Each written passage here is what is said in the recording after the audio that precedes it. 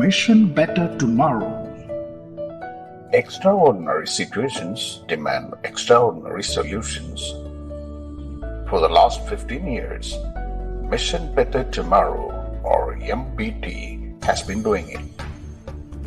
Constantly and continuously engaging with society and coming up with out-of-the-box solutions to pressing social problems. MBT is a collective of committed professionals united by the passion to create a better tomorrow by consciously investing in today. Together, they have been developing an army of capable, caring, and responsible young change leaders working towards the creation of peaceful, productive, and progressive societies. MBT derives its conceptual basis from Mahatma Gandhi's doctrine of trusteeship. If I gain a fair amount of wealth, either by way of legacy or by means of trade and industry, I must know that all the wealth does not belong to me. What belongs to me is only the right to an honorable livelihood, a return for labor and care, no better than that enjoyed by millions of others. The rest belongs to the community and must be used for the welfare of the society. MBT is constantly inspired by the thought leadership of Mr. P. Vijayan IPS. From a child laborer in paddy fields and construction sites and a self-taught school dropout, Mr. Vijayan traveled a long way till he reached the prestigious Indian Police Service. Mr. Vijayan is the brain behind many nationally acclaimed policing and community initiatives. He is the winner of the CNN IBM Indian of the Year in 2014 and the Indian President's Police Medal for Meritorious Service in 2016. MBT has its roots in various philanthropic activities initiated in 2006. These include Operation Candlelight, MBT Learning Centers, SEEP, and Project Hall. And yes, when the nation went into lockdown during the pandemic, MBT rose to the occasion and took up programs spreading positivity and exploring possibilities of human resilience. MBT's initiatives like Feed a Stomach program, drug banks, Ravasi Help Desk, and Break Chain, Make Change campaign captured the public imagination in no time. As part of reaching out to the people locked up due to lockdown, MBT launched the Post Talk series. Post stands for Positivity and Possibilities, the very lifeline of human existence. Since then, the program has gathered a huge viewership from across the world. In our 46 episodes, nearly 100 speakers who have etched their marks in professional excellence addressed the MBT audience. Figures show that on average, the Post Talk held on Fridays Indian time at 7 p.m. reached 3 million people every week. The overwhelming success of Friday Talks prompted MBT to launch the global section of Post.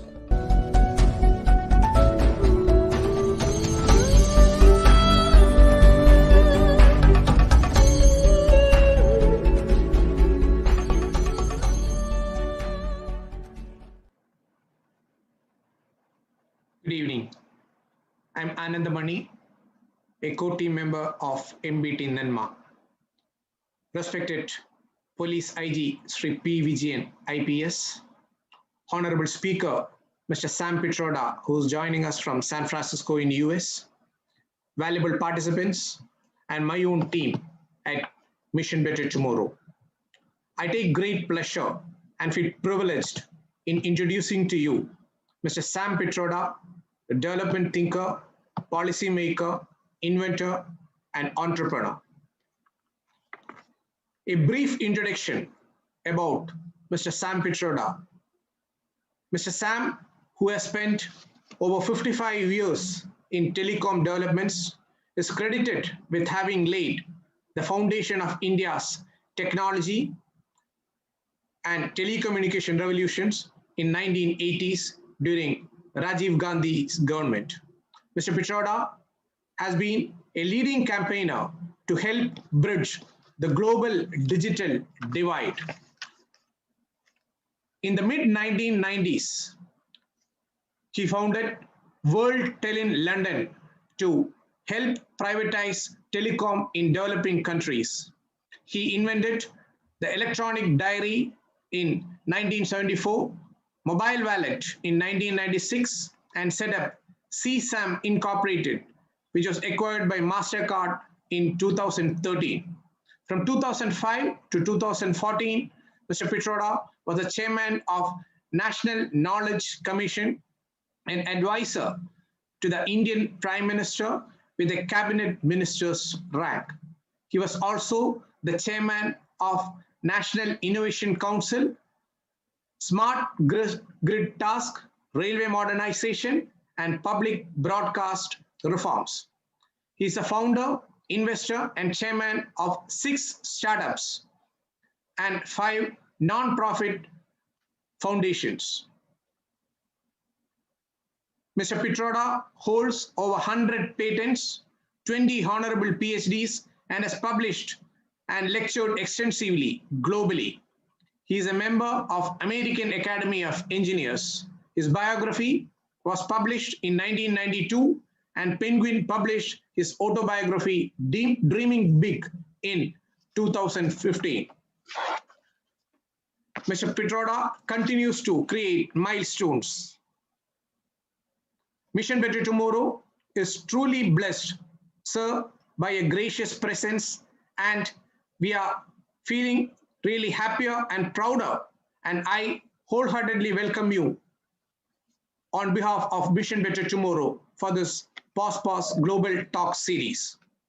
Dear audience, we now take you through a short journey of Mr. Sam Pitroda by an introduction film of Mr. Sam.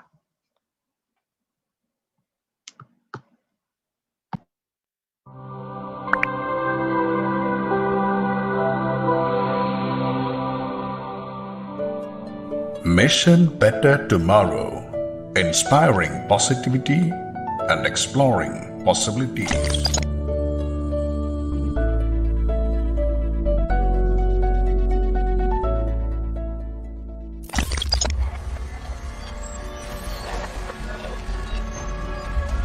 Mr. Satyan Pitroda, known as Sam Pitroda, laid the foundation for India's telecommunications and technology revolution in the 1980s. He helped India bridge the global digital divide. Sam Pitroda is the founder and first chairman of India's Telecom Commission. He also headed the National Knowledge Commission. There is nothing that escaped his attention. Sam Pitroda led 6 technology missions related to telecommunications, water, literacy, immunization, dairy production, and oilseeds. He was the chairman of the Smart Grid Task Force and led from the front many change-making initiatives like reforming public broadcasting, modernize railways, deliver e-governance, and other developmental activities.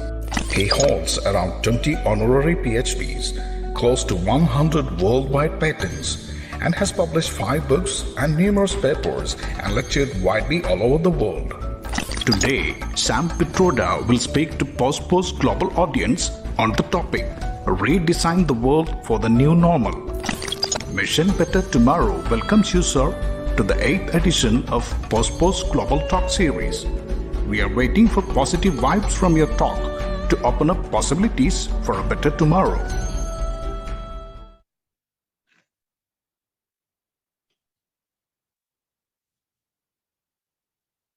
Maniji, you are mute.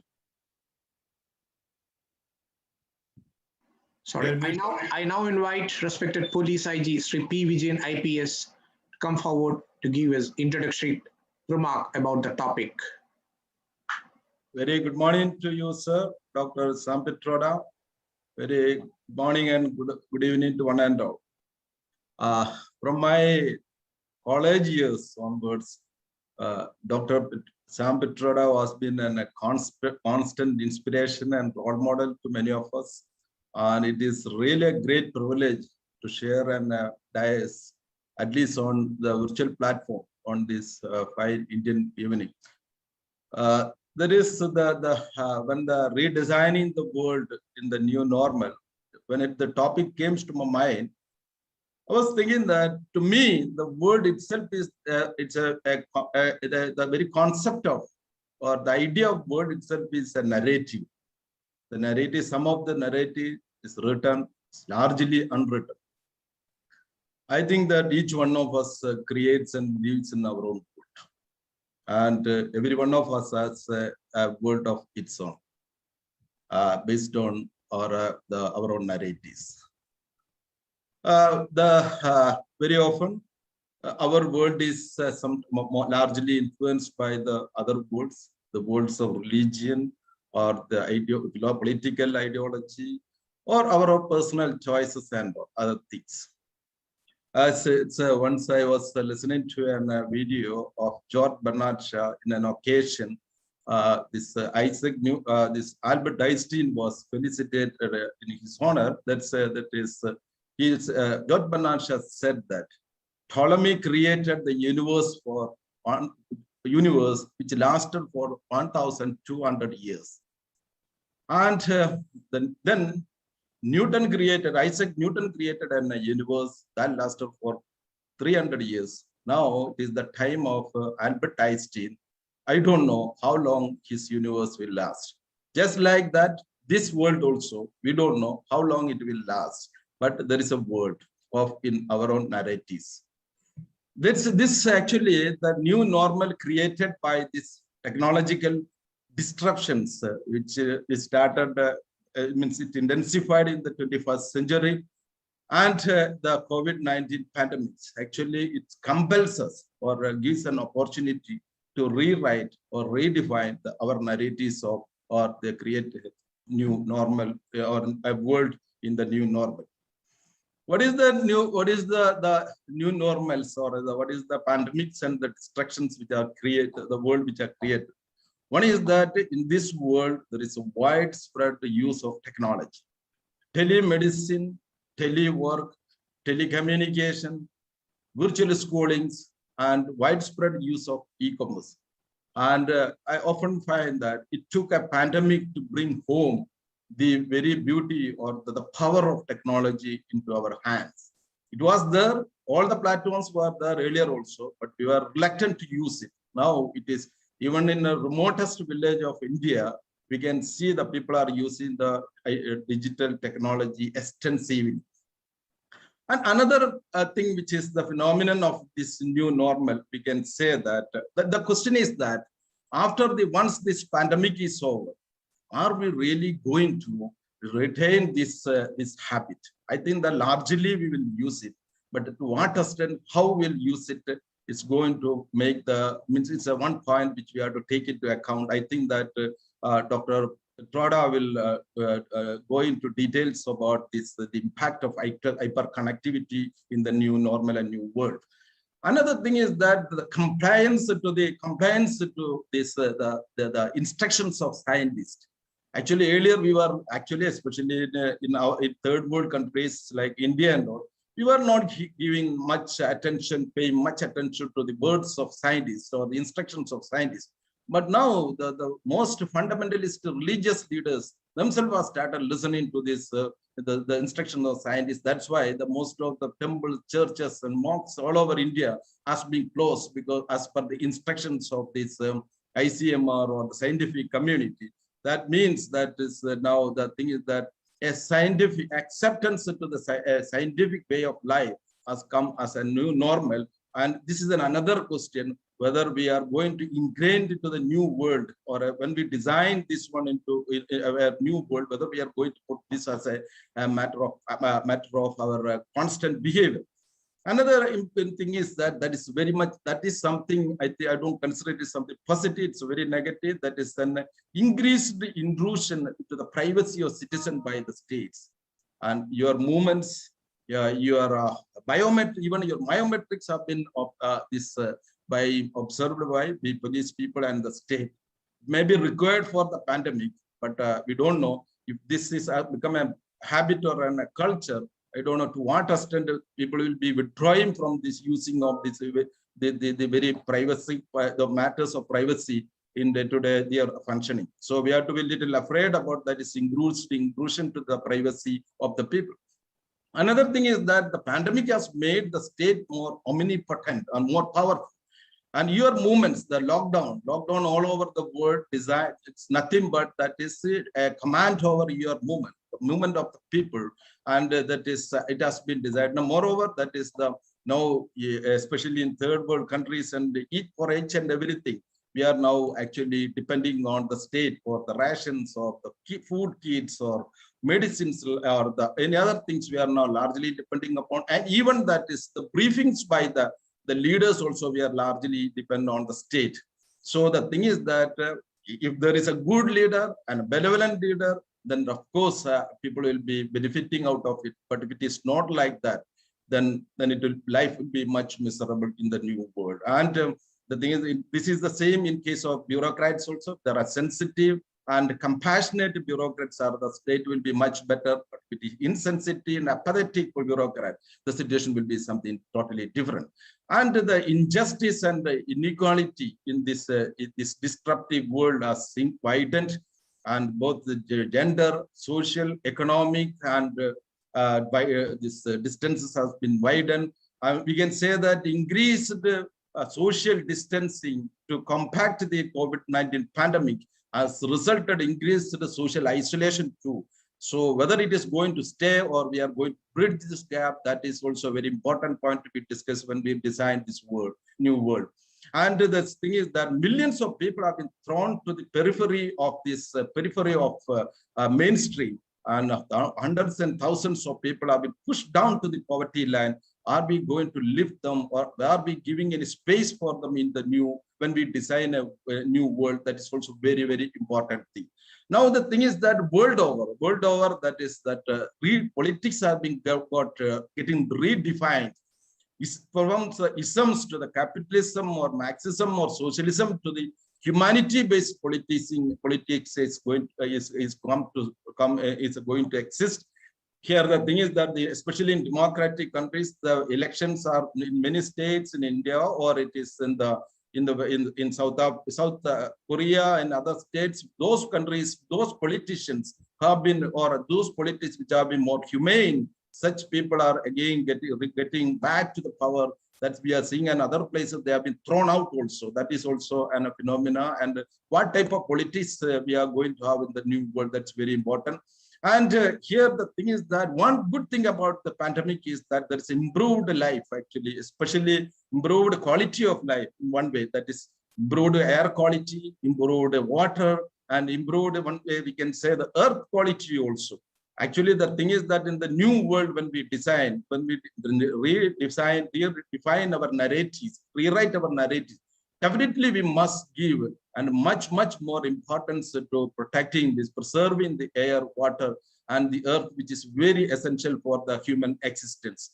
And I think that is one thing, it's a very good opportunity for the entire humanity, is that to redefining the religion. Religion has been morely on faith or on a ritual base.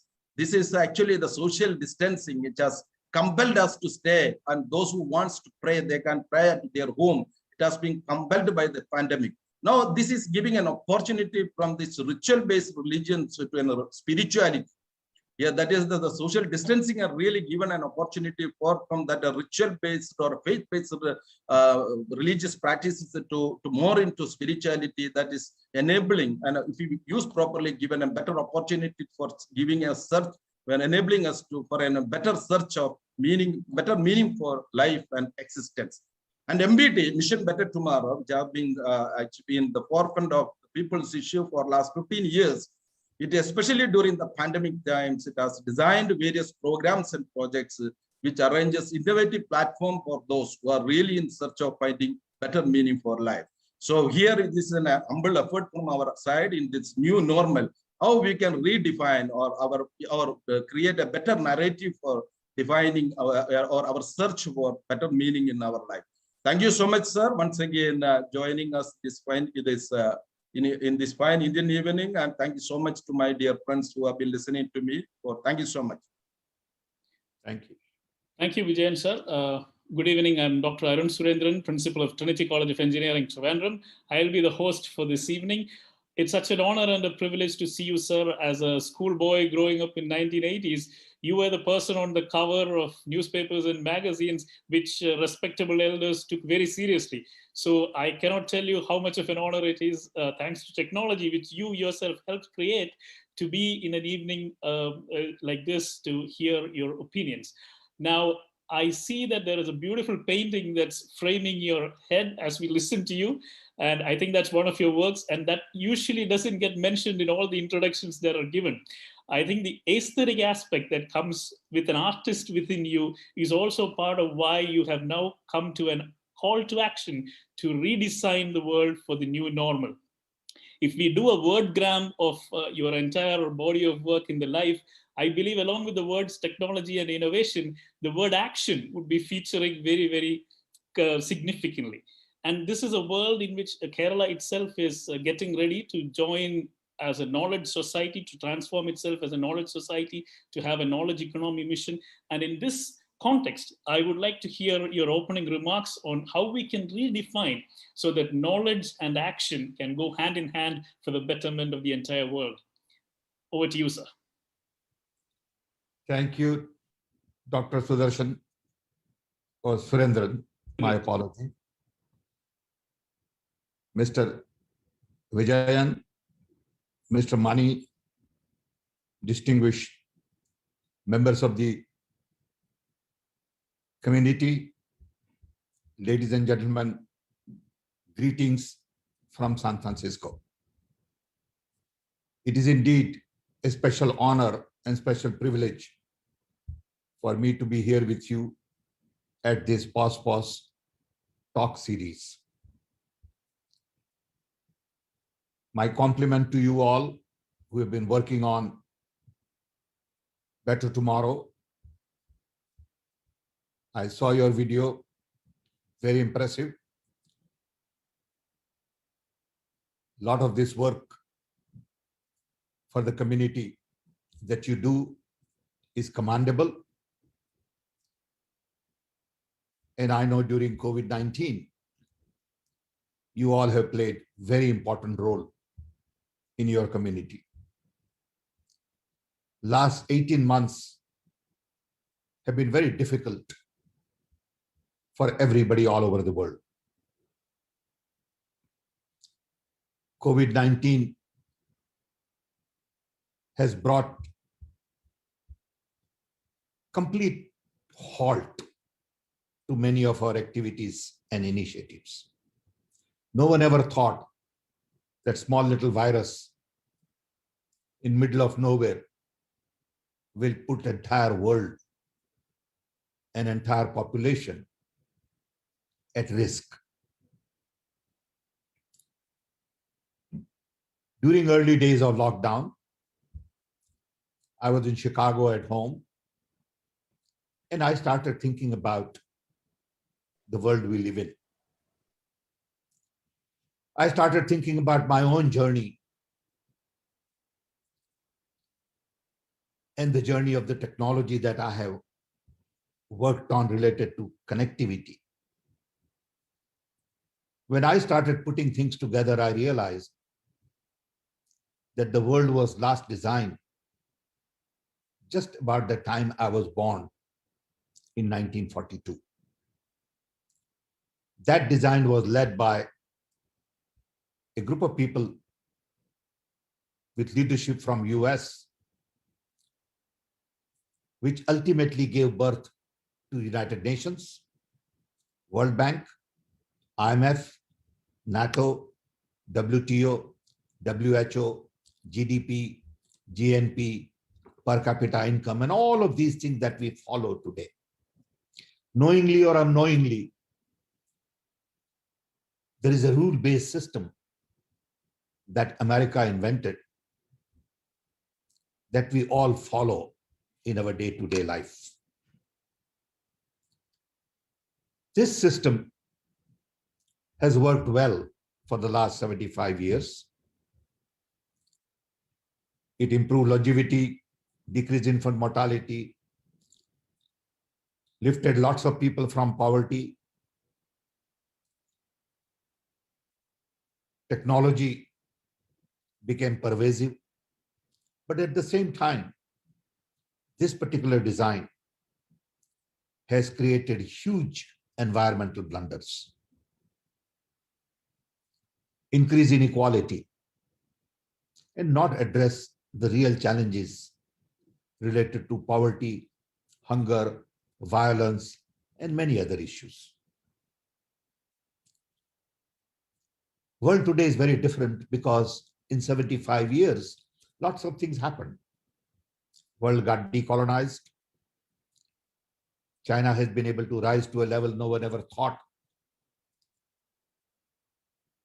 this would happen. Soviet Union basically collapsed. Berlin Wall fell. Technology became pervasive. I remind many of my colleagues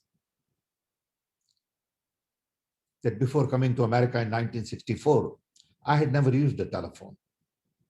I had never seen television because that was a rare commodity in India. Now it is available in every corner of the world. Along with democratization of technology, inequality has increased. And finally, 9/11 brings about such a massive change that we need to really look at the idea of the last design and see if that is relevant today. In the last 75 years, we have not created any new design, any new institutions. Not a single global institution has been created in the last 75 years, equivalent to UN, World Bank, NATO, or whatever. So I think we must recognize that design did well, but it is time to rethink. It is time to rethink because of all these 7, 8 events that I emphasize. The most important one is really hyperconnectivity. For the first time in the human history, we are all connected. It never happened before. To me, connectivity is all about content, context, democratization of information, decentralization of decision-making, and ultimately demonetization of services like travel, governance services, financial services, ultimately education, health services. So hyperconnectivity is changing almost everything around us. It is changing the way we communicate. It is changing our relationships, education, health, travel. It will change our governance. It is changing financial systems. Nothing that I know of today that doesn't have huge impact because of hyperconnectivity. So hyperconnectivity to me is at the core of redesigning the world, because everything we do today is basically obsolete. When the world was designed 75 years ago, the world was bipolar. You had Soviet Union and you had United States. Soviet Union had a completely opposite system to the US. US system followed 5 fundamental principles in redesigning the world: democracy, human rights, capitalism, consumption, and military. Soviet Union had exactly opposite system. It was communism. Human rights were not really respected. Capitalism was state-controlled economy. Consumption was controlled by the state. And the only common element was military. Both were building military infrastructure. Because coming out of World War II, the mindset was that there'll be another war very soon, and we need to be prepared. Now, 75 years down the road, right after Corona crisis, we are faced with two designs of the world. One is the American design, which America wants to propagate. And second is the Chinese design, where Belt and Road Initiative, launched by China, is pushing to redesign the world. Well, where dollar is not the only currency, where Chinese go into a country, give them massive assistance to build infrastructure like ports, roads, power plants, and then control natural resources, control geopolitical equation. Both of these designs are based on command and control as opposed to collaboration, cooperation, communication, and co-creation. And that's what hyperconnectivity offers. So when I looked at all of these issues, I came to conclusion that the design that we have to propose has to be evolutionary and not revolutionary. It has to evolve from where we are today and really address the real challenges of the world as we face today. We need a third design, which is not based on Chinese ambition or American ambition, but it is based on much bigger concept. And Corona crisis brought that to the forefront. Corona crisis says we are all interconnected, interwoven, interdependent, interrelated. What happens in one part of the world affects everybody. Borders, as we understand today, don't have the same meaning. Virus has no borders, information has no border. Hyperconnectivity has no border. So we are all becoming digital citizens. We live in India, work for a company in America, get paid in some other country. And I think the idea of digital nationality brings with it new set of human rights, new set of values. Because it is possible now to separate your physical residence from your professional residence, from your income residence. All of these are becoming very complex issues, and we haven't thought through all this.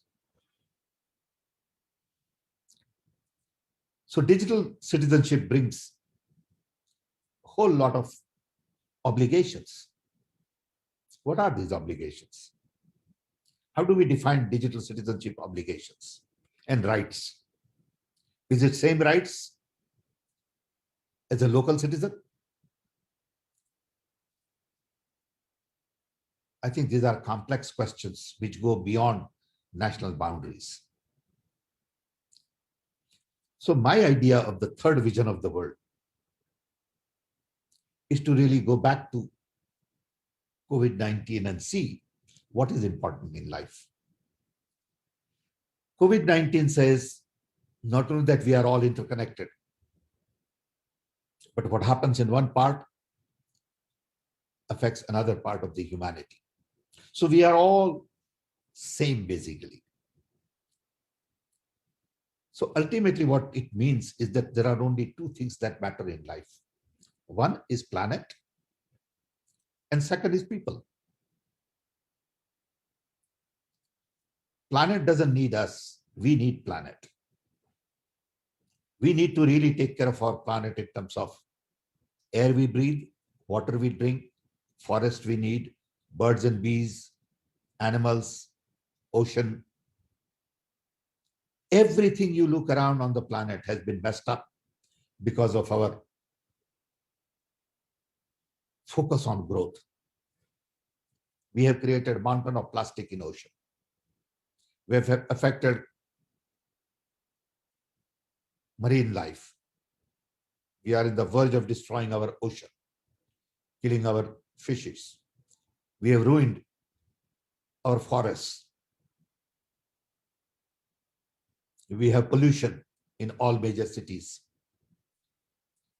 And all of that ultimately relates to the growth model that we have. Because we are always trying to optimize profit. You look at what happened with the manufacturing industry in the last 30 years. In a desire to optimize profit, by using low labor, all the global manufacturing went to China. Because China could provide organized low labor at low cost. In the process, you killed local jobs. And local people have no work. If you had focused on optimizing human capacity and not financial profits, jobs would have remained with local community. So this top-down model of economy, where profit is the only motive, hasn't worked well for the world. It may have worked well for a handful of people who have become rich, and as a result, inequality in the world has increased substantially. So we need to focus on sustainability to bring our planet back to a healthy life. Planet is in pain because we have really destroyed the very fabric of our environment and planet. People are in pain because very few people are very rich and lots of people are very poor. Today we spend $2 trillion a year on defense. And we know that for $200 billion a year, we can eliminate hunger. But we are not doing that. Today we live in an era of surplus where anything is possible. But we think like era of scarcity. We don't produce for people who need, we produce for people who want. Because they can afford to pay. So I think all of these things need rethinking. And when you begin to think about these things, you realize that it is a very complex challenge because we live in a complex systems. These systems require huge amount of understanding, deep thinking, and then ultimately a simple solution. Complex systems don't require complex solutions. Complex systems require simple solution. And we all have our own idea of what is right, what is wrong, what is fair, what is unfair, what is proper, what is not proper. And we all see world through our own set of glasses. Not that what I see is the ultimate truth.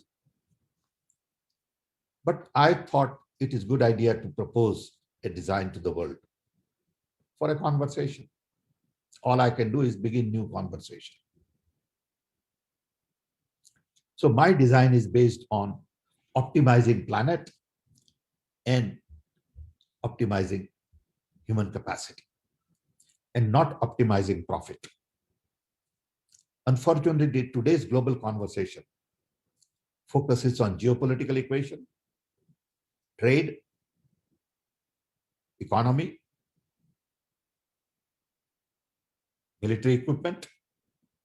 So when all of the leaders meet, global leaders at G7, G20, whatever, all they do is talk about geopolitical conflicts, military hardware, trade and economy.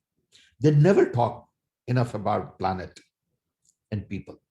They never talk about education, hunger, poverty.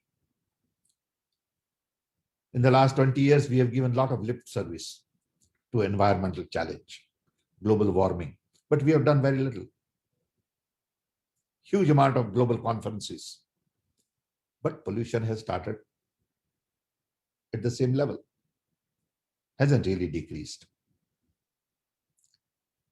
So I think it is about time to redesign the world, at least start a new conversation, which then takes the 5 pillars of the past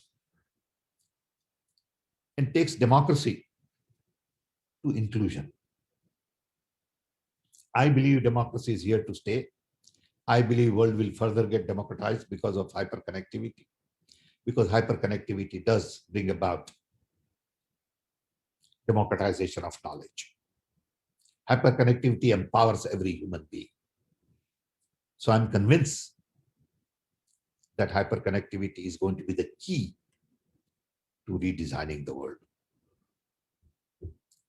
So we have to make this world inclusive. India is not inclusive because we discriminate based on race, religion, caste. America is not inclusive because of Black Lives Matter is a classical example. None of our societies are inclusive. So first we got to build democracy, which is also under threat in many parts of the world because we do not focus on scientific mindset, role of civil society like yours, and institution building. In many democratic countries, institutions are captured by political power. So the autonomy of judiciary, security forces, universities, media is lost. What kind of a democracy is that?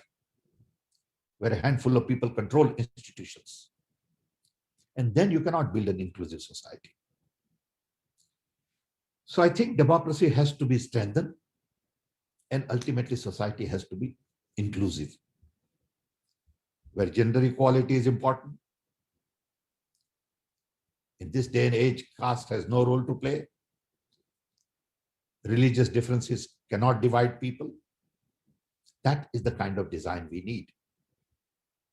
Second, human rights are not good enough. We need human needs. So we need to really focus on providing minimum income to everybody so that they can meet their human needs. Third, existing capitalism hasn't served well to a large number of people. We need to redefine capitalism from bottom up, small enterprises, local businesses, network to scale, and at the same time, focus on globalization. So there are certain things to be localized, and there are certain things to be globalized. But the core of new financial design has to be to optimize human capital and not profits. Then we don't need total focus on consumption. We need focus on conservation and sustainability. Today, conspicuous consumption has played a huge role in increasing inequality. People go on acquiring things they don't need, and people who need things don't have access to it. Finally, I believe time has come in human civilization for us to recognize that we can indeed sort our differences across the table. And there is no need to spend $2 trillion in building military hardware. That phase in human history is over. We are matured, we are intelligent, we can discuss across the table, and we must focus on non-violence. Non-violence not between nations, but at home. Non-violence begins at home, in families, in friend circles, in the community, in cities, in villages. And we must address violence at various levels.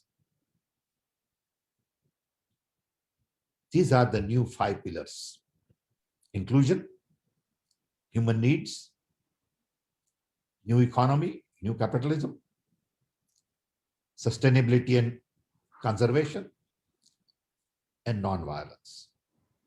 What it means is we need new global institutions. We need new organizational architecture. We need new conversation.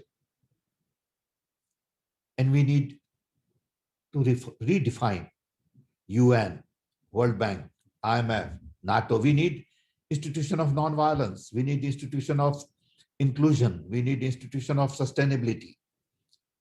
Okay, these are big ideas which require big focus. And the existing architecture that we have, which is designed with vertical silos, don't work anymore. We need horizontal architecture with networking capabilities to really solve these global problems. This design is feasible, provided we are willing to start a new conversation. So in the book, I have 10 chapters. It begins with the World War II based design.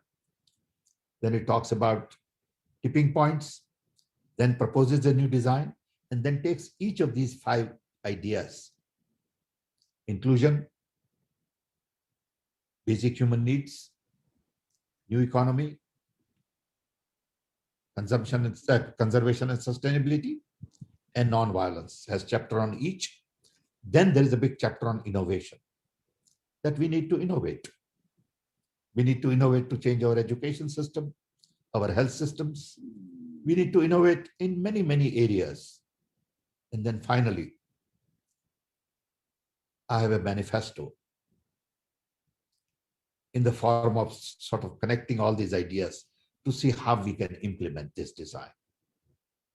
And the starting point is really a new conversation. So I hope I've given you an idea of what this book is all about. We have still some 15 minutes left to have a question answer sessions. Yes, sir, absolutely. I have a hard spot in 15 minutes. I have another call. So I want to We'll thank move on to you. the Q&A. I invite Anand. Very much for the opportunity. Thank you. Mr. Vijayan, thank you. Really appreciate. Dr. Surendran, thank you for hosting it. We'll take a couple of questions, sir. Please, as many as you want in 15 minutes. 15 minutes. Thank you, sir. Thank you, sir. Thanks a lot. It was indeed a great experience listening to you, sir, and you are setting the right track for the new conversations. Sir, this is only poetic justice that you are interacting to us from San Francisco, and we are listening to you from all quarters of the world, because this must be exactly what you had in mind when you initiated the digital revolution way back in 1980. So now we'll take a few questions. The first question to you comes from a person with whom you have worked closely during your tenure at the chair of the Smart Grid Task Force. Yes. The question waiting for you with the question is Mr. Reggie Kumar Pillai. He is the president of the India Smart Grid Forum. Yes, Reggie, how are you? Good to see you. Good to see you, sir. Sir, we hear a lot about the cooling challenge, and all the cooling challenge things are concentrated on increasing the incremental improvement in efficiency of the cooling equipment. But less than 10% of the population in India, same is the case with most of the developing countries, have access to cooling today. In the last 3 decades in Delhi or North India, the temperature from 42 degrees has gone above 48 degrees centigrade. At this trend, before the end of this decade, temperature in North India will be well above 50 degrees centigrade, making it hell for common man without access to cooling. So people will not be able to work, will not be able to commute, will not be able to live. The most importantly, 6 to 8 hours of sleep. So if the poor man who cannot afford cooling, if he cannot sleep for 6 to 8 hours, the whole society productivity is gone. If your driver comes in the morning without sleeping, if your office staff comes without sleeping, what work can they do? So as a society, we have a obligation to give at least a right to sleep. A new colonies, low-income communities, when we redesign post-COVID, those all should have at least sleeping pods. People could book and sleep for at least 6 to 8 hours. Similarly, the entire house today, people working from home, Rarely you find a place where two people can do two call like this in a small middle income or a low income community. Children need to do online classes. In a house where two people are working in two office and two children attending online class, they need 4 workstations. The entire building design need to change. But most importantly, the cooling challenge. Have you thought of it? How will you going to address that? 90% of the people not able to sleep and live comfortably. First of all, I do not have answers to everything. I'm not capable. I'm just one human being. A lot of these technologies are very complex, require experts with years and years of knowledge. I know a little bit about it because I've read something. Just the other day, I read a new cooling technology using nanotech developed by a professor in America of Indian origin, Dr. Raman, which offers unique opportunity to air condition your home without air conditioning. Just Google it and you will learn more about it. It may take 10 years to commercialize it, but a lot of work is going on. I think the bigger challenge is global warming. Okay, global warming is a bigger challenge than designing air conditioning, assuming that global warming will continue. You have to control the temperature of the earth. Rather than trying to fix the problem, using more equipment, more energy, you need to reduce temperature rise in the earth. So Reggie, I have your email. I'll send you a copy of that article. Thank you, sir. Thank you very much. Stay safe, stay healthy. God bless. I hope to see you, sir. Thank you, sir. Thank you, Reggie, sir. Now we have a brilliant academic online with a question. Nikita Hari is going to join us from Dyson Institute of Engineering and Technology, UK. Nikita, you online? Yes. Yes, I am. Thank you. Thank you for your amazing talk, Dr. Pitroda. It was a delight to listen to your incredible insights, focusing on planet and people and less on profit. As an engineering educator in the innovative model of educational space in UK, my question to you is this. India is brimming with youngsters with huge potential. As a pioneering entrepreneur and technocrat, what, in your opinion, should our country be doing to reimagine our system of education and shift from knowledge-based education to skills-based education? So in line with redesigning a new world order within the hyperconnectivity background that you've stressed on, I'm very keen to know your thoughts on how best to prepare our youth so that they can create an inclusive, equal, equitable, peaceful, and sustainable world that you have touched upon. Thank you. Thank you for the question. I think it's an important question. I think we need more focus on local talent to solve local problems. See, a lot of our people want to boil the ocean. Everybody wants to go to Delhi. Everybody wants to solve world's problem. And there is nobody left to solve local problem. So I think our young people should really look at challenges of local community, water, energy, food, shelter, education, health. Corona crisis has shown that Kerala has done much better compared to other states because Kerala has had a great health infrastructure at local level. Kerala also has a great local infrastructure on education. Can we enhance that? Local talent to solve local problems is the answer. Community must take responsibility.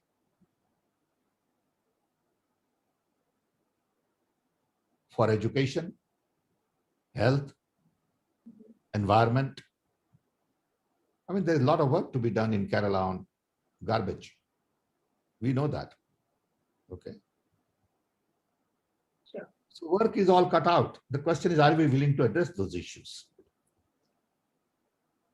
And a lot of this work requires different mindset. You see, I've always said that in India, everybody wants to do Brahmin's work. which is talk about work. Nobody wants to do Sudra's work, which is work. So we need to train people to do work with their hands. Clean your own garbage. Okay? It is not Sudra's work. It is my work to clean my bathroom. Okay? I think we need to change the attitude towards work. And that's where also vocational education comes in. People think education is all about getting a BA degree. Education is also about fixing machines. It is about drilling equipment. Education is also about, geology survey, water testing labs. Okay. So you got to go do things with your hands. Okay. Plumbing is education. Carpentry is education. Okay. Welding is education. There is education in everything we do. Education is not about, LLB. And I think that has to be brought to the mainstream. Okay. Growing trees is also education. So how do we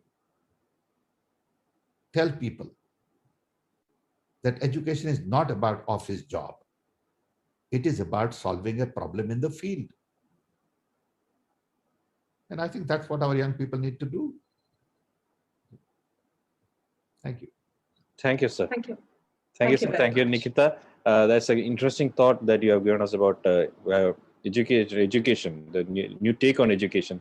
The next question, we will take one more question, and the next question is slightly related to that. And this question is from Mr. Shindo Joseph. He's a director, Southeast Asia Operation, LDRI Technology, which is a subsidiary of LDRI Limited, UK. He's joining us from Bangalore. Mr. Joseph, are you ready with your It was question? great. Yeah, it was great listening to you.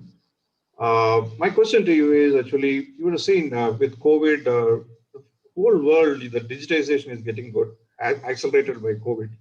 But in our country, what is happening is because of the digital divide, the real benefits of digitization is not reaching the bottom of the pyramid in our society. So as a policy expert, what would you suggest to address this issue? Because if you fix this issue, the enhancement on productivity is, what we get is very huge. See, digital divide is not only divide in digital technology, it is also divide in education, divide in health, divide in water. So I think digital divide is a challenge world over, even in America. In rural communities, you don't have the kind of digital access that we have here. So that's a way of life, unfortunately. It's like saying when you have 70% of the people vaccinated, you can say the whole country is vaccinated. Okay. So don't focus on glass being half empty. Look at glass being half full. So, of course, we have to improve access in rural communities. I'm not saying that is not required, but that will happen over a period of time. Remember when I came to work on telecom in India, we had 2 million phones. It used to take 10 years to get telephone connected. Now we have 1.2 billion phones. So we have come a long way. So let's not worry about some people who are left. Of course, we should worry about that. But that's not a national challenge anymore. It is a local challenge. We got to move on. And this divide, as I said earlier, will remain. It will be divided in education also. It will be divided in health as well. And that's why people move from rural community to urban community. Because rural community does not offer all of the benefits of sanitation, water, health, education. So that's a way of life. You have to accept that. Thank you. Thank you, sir. Thank you, Mr. Joseph. There was a question that came in, once we announced you as a speaker, that came online, which spoke about change the scientific mindset, building of a scientific mindset of which you are a champion. The question was that now that the social media is flooded with fake news and fear mongering and hate messages, how do we inculcate a capacity for rational and independent thought in individuals, because your concept of redesigning is based on focusing on individual changes. So how does that happen if we can't have a rational and independent thought? I think each one of us will have to change for India and the world to change. If we don't change, how do we expect somebody else to change? So we will have to develop scientific thinking. We'll have to tell people, hey, carb urine is not going to solve all the problems. You're on wrong track. Okay. You'll have to be vocal about issues like this, saying temples are not going to create jobs. Okay.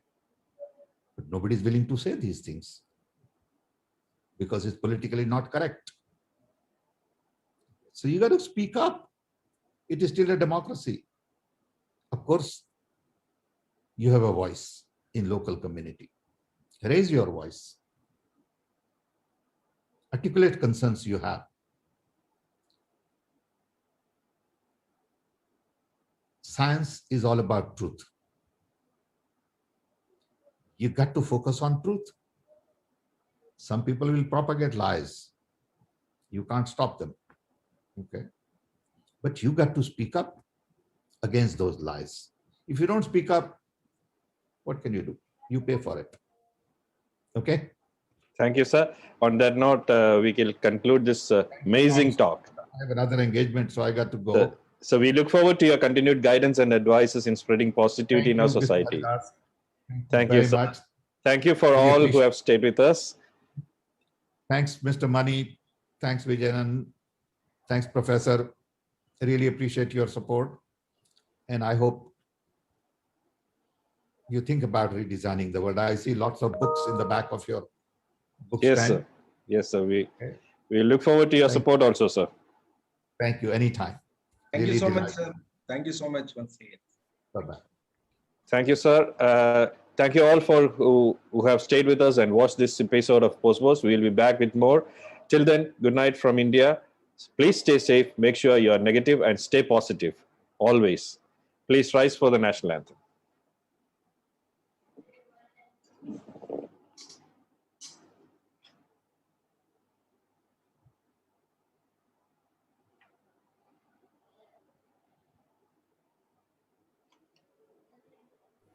जनगण मन अधिनायक जय हे भारत भाग्य विधाता पंजाब सिंध गुजरात मराठा द्राविड उत्कल बंगा विंध्य हिमाचल यमुना गंगा उच्चल जलधि तरंगा तव शुभ नामे जागे तव शुभ आशीष मांगे गाहे तव जय गाथा जन गण मंगलदायक जय हे भारत भाग्य विधाता जय हे जय हे जय हे जय जय जय जय हे।